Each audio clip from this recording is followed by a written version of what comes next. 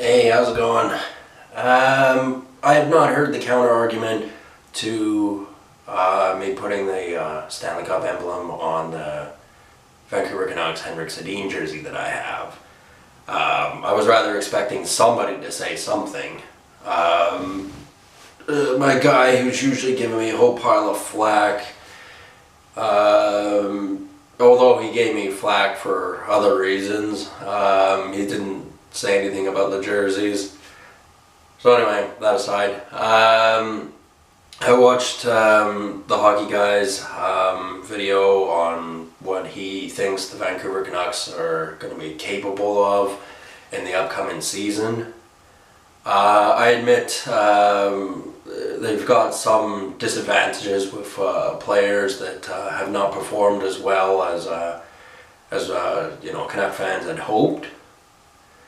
But I think he underestimates certain players.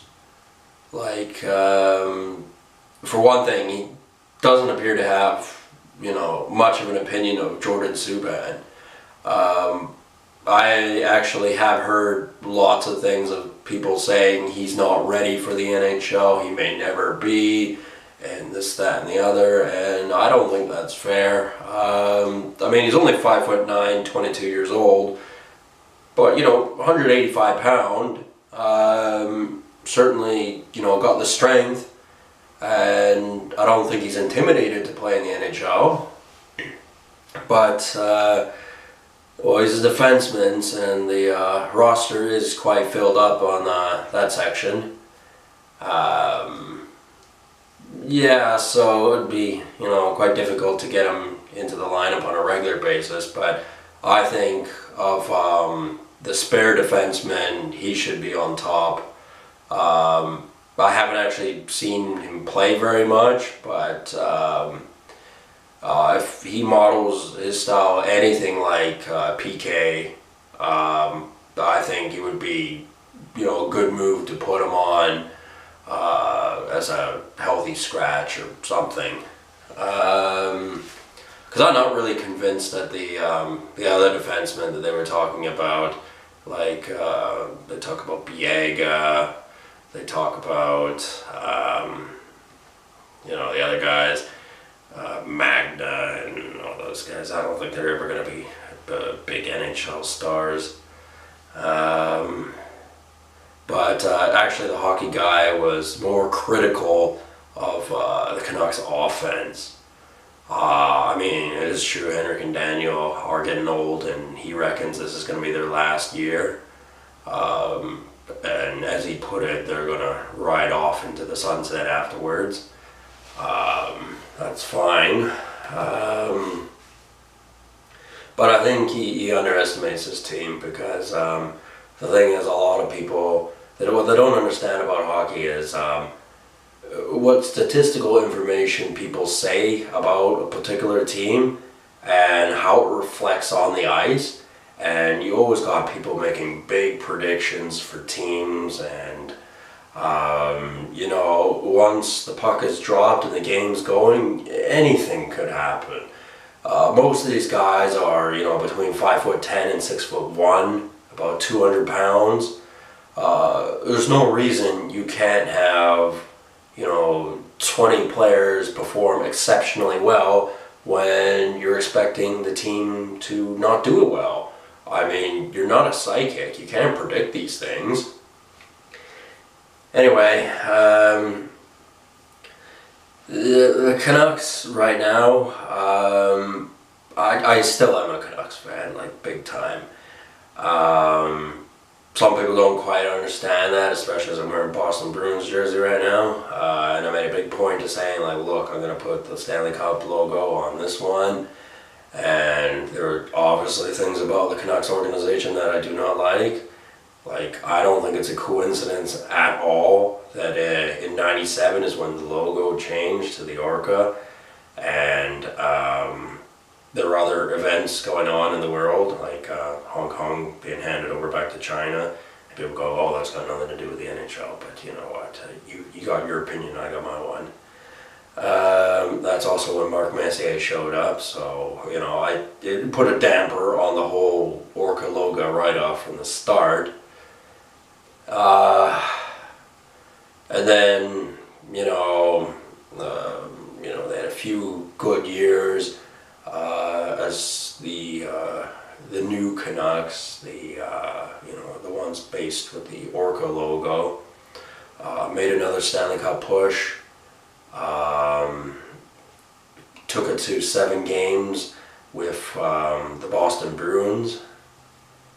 But unfortunately, I don't know if it's because, some psychiatric condition I may have, or my vision ain't too good, my beepers don't work too well, but,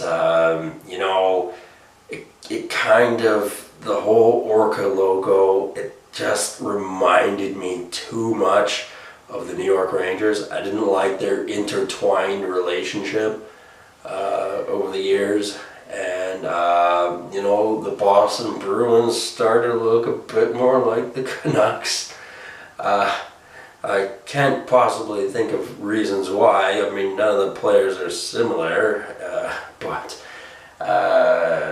it was reinforced by the whole Vancouver Canucks supporting the LGBT thing. And I was actually corrected. It more or less started with Manny Malhotra, when he was in attendance in the parade in 2012. I thought it started with Anton Emerson. I guess that's really when it started picking up. And,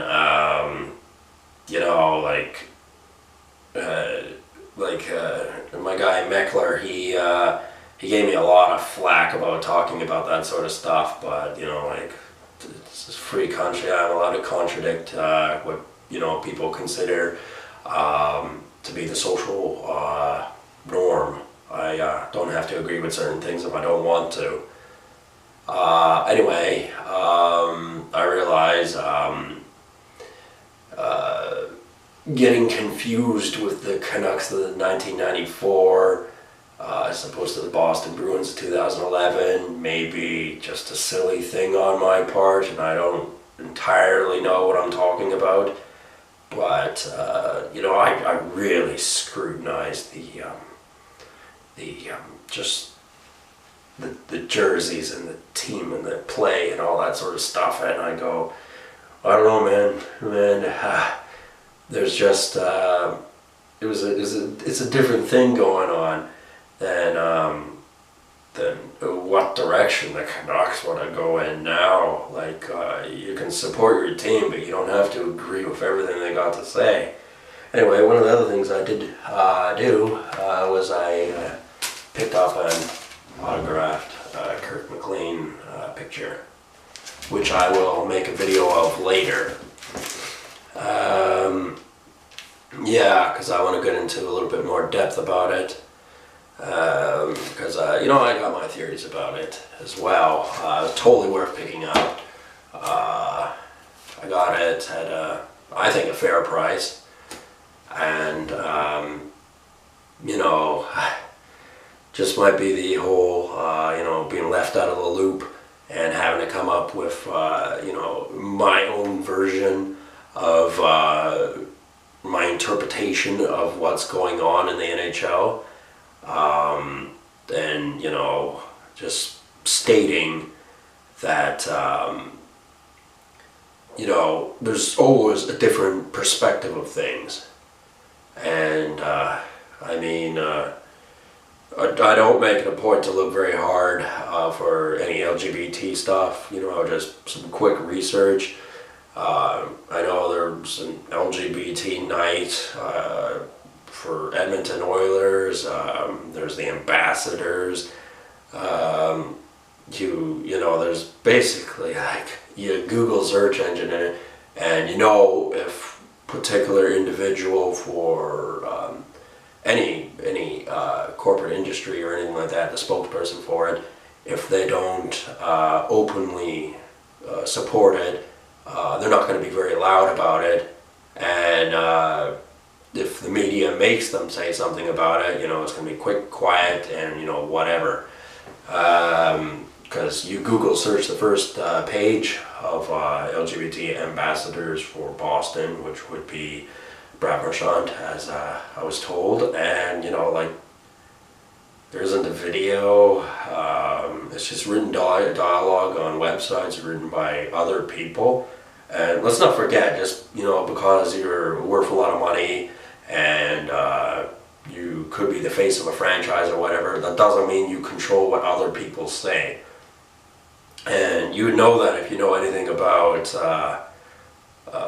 just being the entity for, I don't know, some organization. You know, it's not all that it's cracked up to be. A lot of bullshit. And, you know, I didn't want to sound harsh to Henrik Sedin or anything, but I really don't like where the Vancouver Canucks organization is going. So maybe I've chosen to just envision the Boston Bruins as the Vancouver Canucks of 2011. Maybe I've chosen to do that. Well, other people have envisioned, you know, the Vancouver Canucks of 2011 as being the 1994 Vancouver Canucks. I mean, the colors don't entirely match up, but come on, they both turned blue. They're swapping players. You know, Utica's there now. And all this is in the works years before it actually happens. I mean, these decisions don't get made quickly because there's always going to be people who don't agree within the organization. There's always arguing and all this other stuff. And, you know, conflicts of where the sports team or anything, music, politics, anything like that, there's always great argument on where it should go and what it should do. And, you know, I know some of the former, you know, management, money men, and the pushers of that particular industry of old have, you know, less, you know, dominant voice in the sports league, the NHL right now. And, you know, certain ideals and beliefs are shifting. And where they are at present is not really too offensive, but you have to remember that it doesn't matter what type of a person you are, you're still capable of being an asshole and an unpleasant person to deal with. It doesn't matter if you're LGBT, it doesn't matter if you're heterosexual, it doesn't matter what race or creed you're from, it doesn't matter if you're liberal, NDP, Democrat, Republican, whatever. You're capable of being an asshole, and most people are in higher echelon of society. So, you know, I try not to be. If, you know, if Mickey and the Beanstalk sort of thing happens and I'm able to climb up to the clouds and, you know, get a better, see exactly what's going on, I hope to understand the league a little bit better. Because it's one of the great mysteries for us, you know, potato peelers out in the country. We just, you know, we sit around, we speculate about things, but we don't quite know. And then you understand about life that it's the same thing about everything. If you're not there, you don't see it, you don't know. Because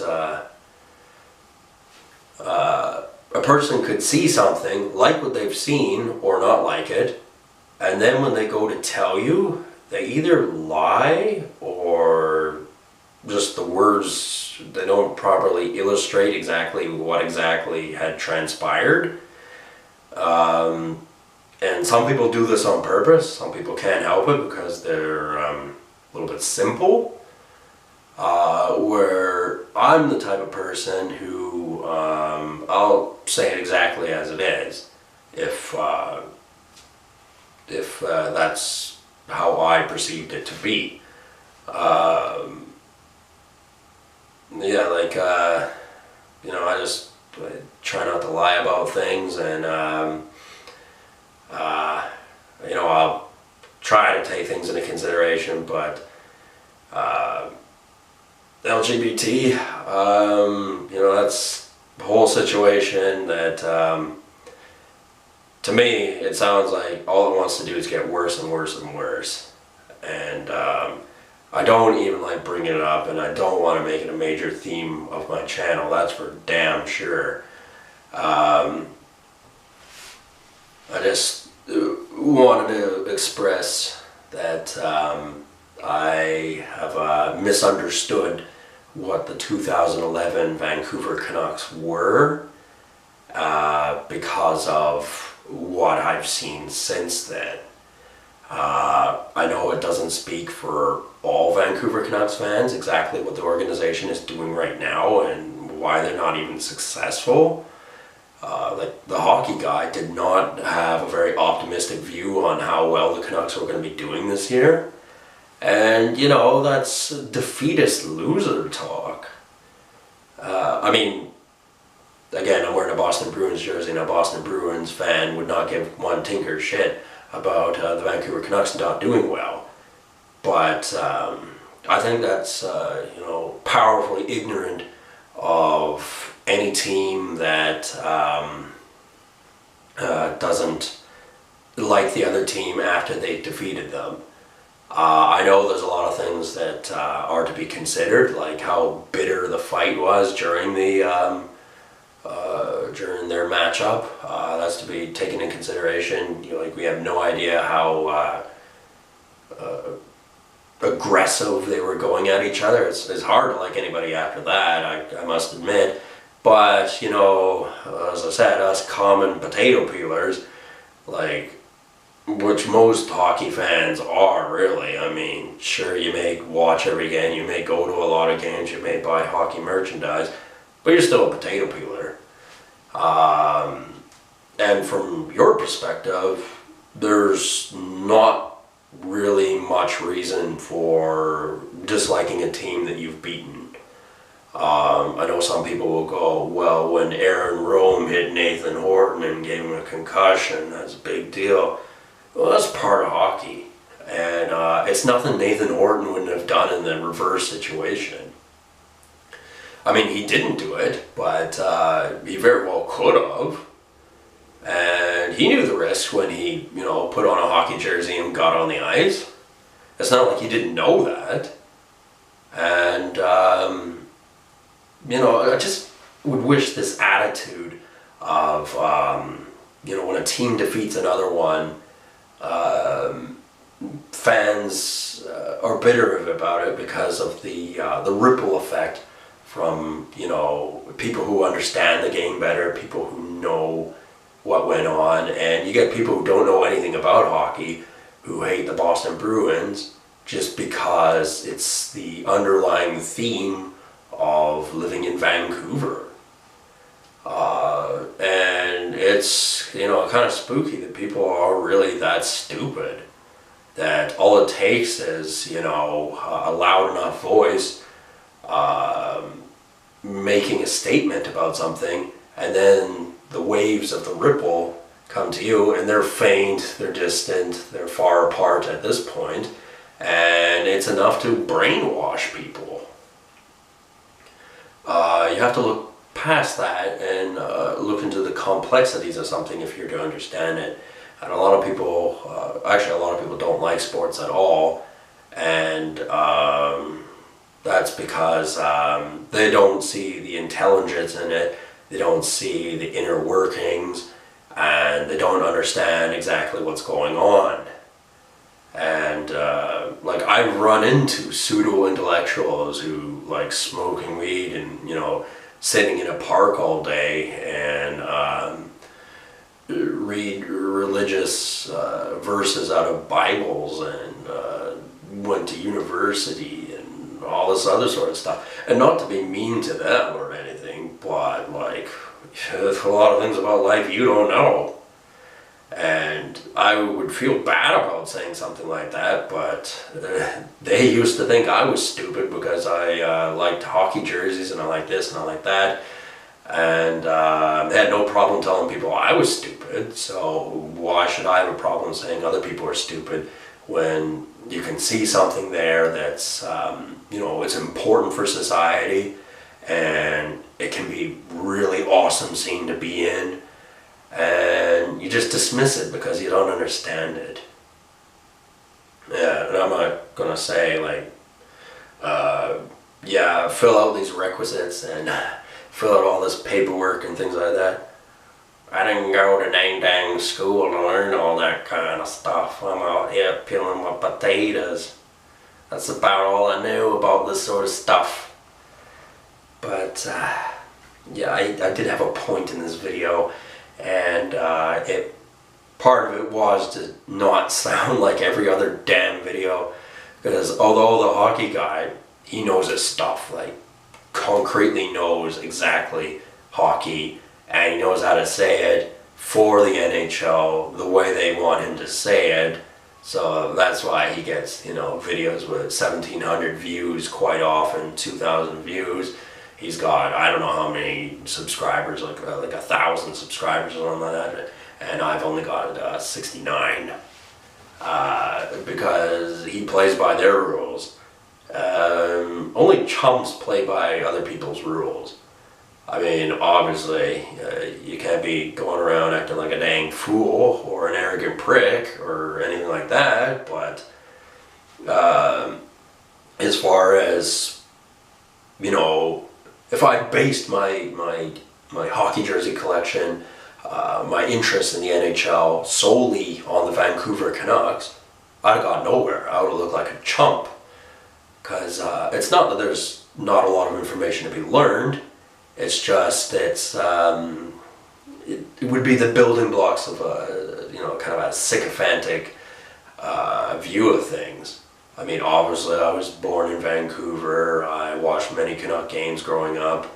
I do have 7 Vancouver jerseys, but then again I had 32 jerseys, so that's all to be considered. And but I don't go crawling on my hands and knees to anybody, and I'm not going to suck up to anybody. Like, I was told by one of my harsher critics that I ought to apply for a job at BC Place, and I thought about it and went, well, I actually did apply there many years ago when I was basically dirt poor and I needed a second job, and they turned their nose up at me. And I think I made a point of saying this in another video. I would remember the bastard who didn't hire me if he's still there, I'll remember him. But I ain't doing no chump job as concession stand or ticket, hander outer or whatever you'd call it. You better talk to me with a little bit more respect, because that's one thing this city has not done. I've been walking this earth 31 years and I've been talked to with no respect that entire time. And you want to know something? You want to talk to me like that? I ain't gonna talk to you with any respect.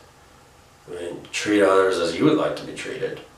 Or that's what you would say anyway, that'd be part of your rhetoric, but really what people say when they say that is, do unto others before they do unto you. That's the reality of business. That's the reality of climbing the ladder, is that you're going to have to shaft people every now and then.